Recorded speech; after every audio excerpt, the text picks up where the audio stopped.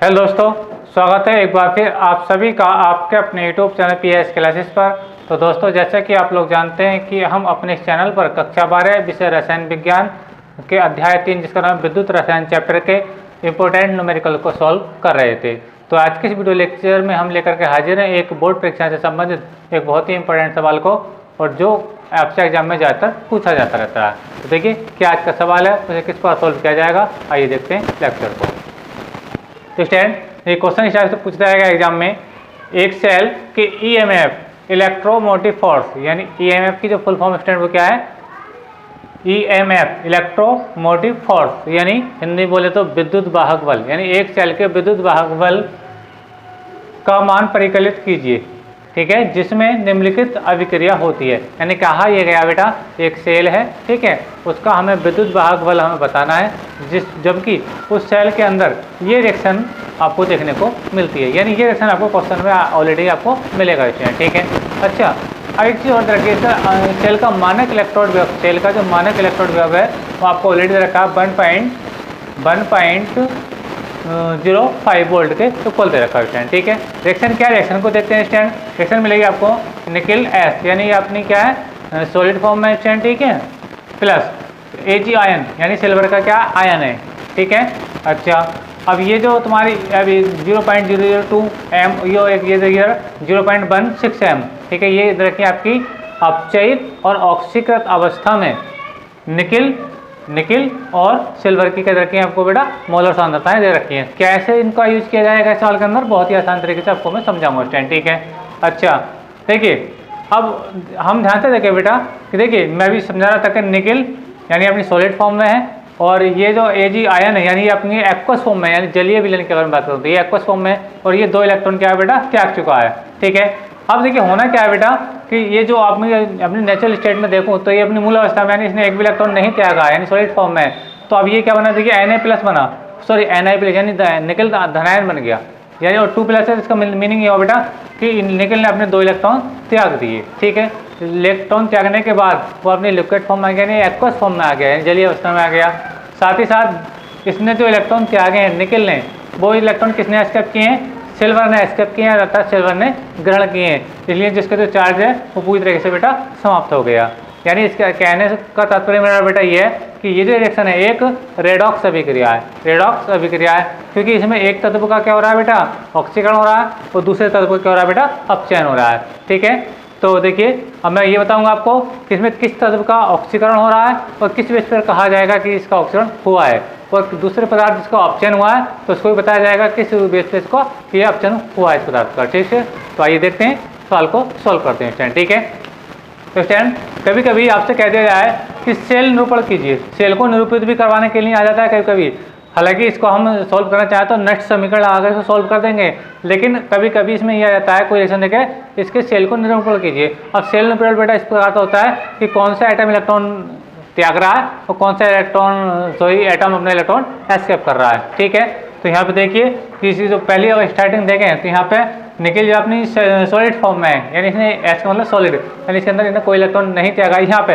लेकिन यहाँ पे आप देखने को मिल रहा है, यहाँ पर जस्ट देखिए Na प्लस बन गया, निकल धनायन बन गया, यानी इसने 2 इलेक्ट्रॉन त्याग दिए। अब ये रिएक्शन कैसे होती है इसको समझा रहा हूँ, देखिए। ठीक है, देखिए आपकी बात करूँ मैं निकल की, निकल और ये आपकी क्या बेटा सॉलिड फॉर्म में था। अब इसने क्या बनाया, निकल धनायन बना, यानी Ni सॉरी, और ये 2 पॉजिटिव बना। इसका मीनिंग हुआ है कि इसने अपने भीतर से 2 इलेक्ट्रॉन रिलीज कर दिए, निकल ने अपने अंदर से 2 इलेक्ट्रॉन रिलीज कर दिए। अब बेटा ये इलेक्ट्रॉन किससे निकले हैं, निकल से निकले हैं, लेकिन इन 2 इलेक्ट्रॉनों को कौन एस्केप करेगा, ये सिल्वर एस्केप करेगा, तभी इसका चार्ज बराबर होगा, तभी इसका चार्ज, क्योंकि यहाँ देखो माइनस लगा है, 2 आगे लगा है, तो -2 ही चार्ज है। इसी प्रकार ये -2 ही चार्ज है, और ये 2 आगे लगा प्लस ये, तो +2 ही चार्ज है, और -2 ही और +2 ही जब आकर पास आएंगे स्टैंड। ठीक है, यानी एक प्लस एक माइनस, दूसरे में क्या हो जाएगा, आकर्षण हो जाएगा, तो इस तरीके से सिल्वर का चार्ज बिल्कुल खत्म हो जाएगा। ठीक है, देखिए ये हुआ बेटा आपका ऑक्सीकरण, क्या हुआ बेटा, ये आपका ऑक्सीकरण हुआ है स्टैंड। ठीक है, अच्छा, और ये जो रिएक्शन होती है बेटा आपकी एनोड पर होती है, क्या होती है बेटा, वो एनोड पर होती है स्टैंड। ठीक है, अच्छा, अब मैं बात करता हूँ दूसरी बात की, सिल्वर की बात की, है ना। अब ये जो देखिए ये सॉलिड फॉर्म में था, ये आपकी एक्वस फॉर्म में एक क्यू से लिख देते हैं, यानी जलीय अवस्था में आ गया। किस अवस्था में आ गया बेटा, ये जलीय अवस्था में आ गया। ठीक है। अब मैं बात करता हूँ सिल्वर की। सिल्वर के लिए देख क्या है, सिल्वर है 2Ag प्लस, क्या है बेटा 2Ag, और ये धनायन। इसका मीनिंग आप देखिए, ये जो इलेक्ट्रॉन सिल्वर ने निकल ने अपने अंदर से रिलीज किए हैं, इनको कौन एक्सेप्ट करेगा, इनको एक्सेप्ट करेगा सिल्वर धनायन, ठीक है, यानी 2E यानी ये इलेक्ट्रॉन। देखिए ध्यान से, जो निकल से निकले थे इलेक्ट्रॉन, अब वो कौन एक्सेप्ट करेगा, सिल्वर एक्सेप्ट करेगा, ठीक है। 2 आगे लगा तो +2E चार्ज है, 2 आगे लगा तो -2E चार्ज है, यानी चार्ज बिल्कुल बराबर है। और ये जब चार्ज बिल्कुल बराबर है तो रिएक्शन होती है, आपस में टक्कर जाएंगे, तो ये हो जाएगा बेटा 2 और ये Ag, ठीक है, इसका चार्ज बिल्कुल खत्म हो जाएगा, ठीक है स्टूडेंट, क्योंकि +2E -2E से क्या जाएगा, कैंसिल आउट हो जाएगा स्टूडेंट, ठीक है। अच्छा, ये जो रिएक्शन हुई है, ये आपको बेटा अपचयन हुआ है, क्या हुआ ये अपचयन, ये इंग्लिश में बोलते हो रिडक्शन, क्या बेटा रिडक्शन, ठीक है। और ये जो रिएक्शन होती है बेटा, ये कहाँ होती है आपकी, कैथोड पर होती है, ऑन कैथोड है ना, कैथोड पर, ठीक है। ये आई होप को समझ में आ रहा होगा। अब देखिए इसको या तो इस टाइप से सेल निरूपण को चाहे तो आप इस टाइप से लिख करके आए, सेल निरूपण करने के लिए आ जाए, चाहे तो आप इस प्रकार से लिख करके आ सकते हैं स्टूडेंट, ठीक है। आई होप को समझ आ रहा है। अब या इसी बात को समझा रहा हूँ, अगर आपको ये बेटर लग रहा तरीका तो ये लिख करके आइए।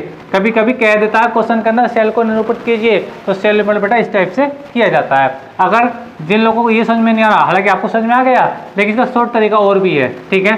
शॉर्ट तरीका क्या है, अब देखिए मैं या लिख देता हूँ बीच में। अब देखिए मैं इसका शॉर्ट तरीका ऊपर भी लिख रहा हूँ, कैसे लिखते हैं देखिए। निकिल की बात करिए, देखिए Ni है ना, निकिल जो आपकी सॉलिड फॉर्म में था, कौन सी फॉर्म में था बेटा, वो सॉलिड फॉर्म में था ये निकिल, ठीक है। अच्छा, अब ये निकल धनायन बन गया, निकल आयन बना, तो यहाँ पे एक लंबा डंडा काली इस टाइप से, और निकल Ni, निकल Ni बना दो और 2+ बना दो इसको, ठीक है। ध्यान समझे, मैं केवल निकल की बात कर रहा हूँ इसकी, यानी जो निकल ने एक भी इलेक्ट्रॉन नहीं त्यागा था और 2 इलेक्ट्रॉन त्याग करके वो निकल आयन बन गया, तो इस बात को देखिए बेटा ऐसे लिखा जाएगा, यानी ये बात को बता रहा हूँ, ये बात और ये वाली बात को बताया, ठीक है। अब मैं बात करूँगा किसकी, Ag की बात करूँगा, किसकी बेटा, तो Ag की। तो डबल डंडा काटते हैं, डबल डंडा काटेंगे, ठीक है। डबल डंडा काटने के बाद हम किसको लिखेंगे, इसको लिखेंगे, किसको लिखेंगे बेटा, इसको लिखेंगे। देखिए ये किस फॉर्म में था, 2Ag फॉर्म में था, 2Ag+, यानी ये वाली बात आ गई। और ये किस फॉर्म में आ गया बेटा, इस फॉर्म में आ गया, 2Ag की फॉर्म में आ गया। तो बेटा यहाँ पे क्या लिखेंगे, एक लाइन खींचेंगे और यहाँ लिख देंगे 2Ag, ठीक है स्टैंड। और ये सॉलिड फॉर्म में आ गया स्टैंड, ठीक है। तो इस प्रकार से देखिए, या तो आप ऐसा करके आएँ या फिर ऐसा करके आएँ, ये इसका सेल का निरूपण माना जाता है स्टैंड, ठीक है। और देखिए दोनों ही बातों से आपसे देख रहा होगा कि इसमें दो, ये ऑक्सीकरण और यानी इसके अंदर ऑक्सीकरण और अपचयन यानी ऑक्सीडेशन और रिडक्शन क्या हो रहा है बेटा, साथ साथ हो रहा है, ठीक है। अतः ये क्या है, एक रेडॉक्स अभिक्रिया है। याद रखें, ये अभी जब मैं इस सवाल को जब सॉल्व करूंगा, ठीक है, जब नेक्स्ट समीकरण लगाऊंगा तो मैं n का मान कितना लिखूंगा, 2 लिखूंगा। कितना लिखूंगा, 2। क्यू सूत्र क्या होता है, क्यू आर क्या होता है, n ही होता है। और यहाँ पे क्या देखिए 2e है, क्यू आर कितना है बेटा 2e। तो मुझे दिख रहा है कंपेयर करने का n का मान कितना दिख रहा है, 2 दिख रहा है। कितना दिख रहा है, n का मान 2 दिख रहा है स्टैंड, ठीक है। चलिए अब इसको देखिए, अब मैं इसको थोड़ा रफ कर रहा हूँ स्टैंड। अब मैं सवाल का जो आपसे ई में पूछा है वो आपको बता रहा हूँ स्टैंड, ठीक है। आई होप, उम्मीद करता हूँ कि ये बात आपको जो मैं समझाई है अच्छे समझ में आई होगी स्टूडेंट, ठीक है। और अच्छे समझ आइए बेटा तो प्लीज़ वीडियो को भी लाइक कीजिए, शेयर कीजिए, कमेंट कर बताइए कि ये समझ में आया क्या नहीं आया, ठीक है। तो चलते हैं आगे। फिलहाल मैं इस वाली बात को लिखा रहने देता हूँ और इसके आगे मैं इसको सॉल्व करके दिखाता हूँ। मैं इसको रफ करूँगा। याद रखें कि n का मान मैं आप कितना यूज करूँगा, n का मान जो मैं 2 यूज करूँगा स्टूडेंट, ठीक है, क्योंकि इस रिएक्शन के अंदर 2 इलेक्ट्रॉनों का आदान प्रदान हो रहा है स्टूडेंट, ठीक है। चलिए सॉल्व साफ कर देता हूँ, देखिए मैं इसको।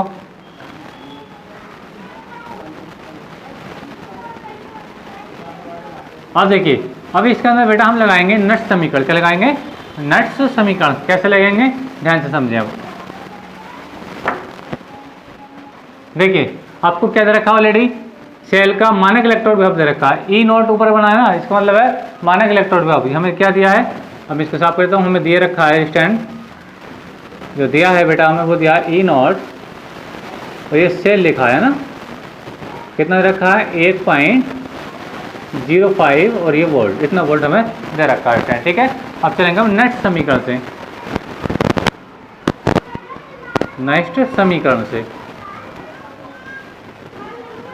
नेक्स्ट समीकरण कहती है बेटा हम लोगों से ई सेल या EMF भी लिख सकते हैं इजिकल टू E0 सेल यानी मानक इलेक्ट्रोड विभव माइनस, ठीक है,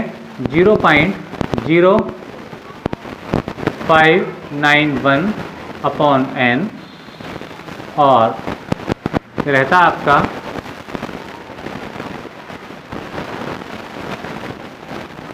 Ni प्लस या 2 प्लस कर दो, इससे कोई दिक्कत वाली बात नहीं है, ठीक है। और रहेगा आपका Ag प्लस और ये 2। अब देखिए ध्यान से समझो स्टैंड, इस चीज़ को थोड़ा ध्यान से समझो। देखिए यहाँ पे समझे, देखिए यहाँ पे 2 आगे लगा है, रिएक्शन को देखो 2 आगे लगा है। जब 2 आगे लगा होता है बेटा तो ये वाला 2 जो होता है वो होल स्क्वायर बन जाता है, यानी Ag प्लस तो देखा बेटा आपका ऐसे रहेगा, ये आएगा, और ये जो 2 आगे वाला होता है तो आगे वाला क्या बन जाता है बेटा, ये आपका होल स्क्वायर बन जाता है। क्या बन जाता है बेटा, ये होल स्क्वायर बन जाता है। जबकि अगर मैं निकल की बात करूँ तो निकल क्या 2 प्लस के आगे तो कोई नंबर है नहीं, और जिसका कोई नंबर नहीं तो वो बड़े कोष्टक में ऐसे ही लिखा रहेगा स्टैंड, ठीक है। याद रखें जब भी आगे लगा होता है वो क्या बन जाता है बेटा, होल स्क्वायर बन जाता है। ये मैंने आपको पिछले वाले जो सवाल समझाया था उसमें भी आपको बताया था बात, ठीक है। वैल्यू पोर्ट करते हैं स्टैंड, वैल्यू करिए, वैल्यू करेंगे पोर्ट तो ये ई सेल का जो मान है बेटा आपको कितना है, 1 पॉइंट, ये बेटा आपका 1.05 माइनस, ठीक है स्टैंड। अच्छा ये अब ये क्या है, ये तो कांस्टेंट वैल्यू 0.0591 अपॉन n का मान कितना मैंने आपको बताया कि इलेक्ट्रॉनों का कितने इलेक्ट्रॉनों का दो इलेक्ट्रॉनों का आदान प्रदान हो रहा है ना, तो n का मान कितना बेटा 2, ठीक है स्टैंड। अच्छा अब Ni प्लस ये आकर देखिए किसी सांद्रता कितनी आपकी, देखिए ये रखिए आपको, मैं लिखता हूँ इसको, ये 0.16, ठीक है स्टैंड।